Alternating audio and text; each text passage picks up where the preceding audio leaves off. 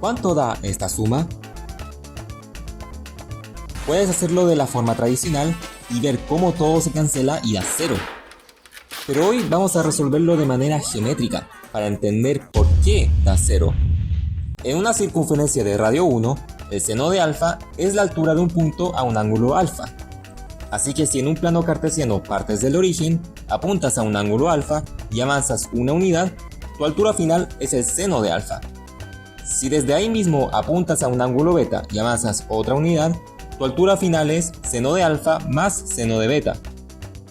Entonces, desde el origen, apunta en un ángulo x menos 120 grados y avanza una unidad. Ahora gira 120 grados para quedar en un ángulo x y avanza otra unidad. Gira otros 120 grados y avanza de nuevo. Y mira nada más, volviste al origen, así que tu altura, o sea, la suma de los tres senos, es 0. Eso es porque tu trayectoria es un triángulo equilátero. Como giraste a 120 grados en cada vértice, los ángulos interiores miden 60 grados y cada segmento mide una unidad.